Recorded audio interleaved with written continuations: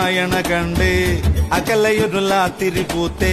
വയൽ താണ്ടിയെത്തുന്നുണ്ടേ വിരുന്നുകാര് പൊടികയറിയാടണ കാറ്റ്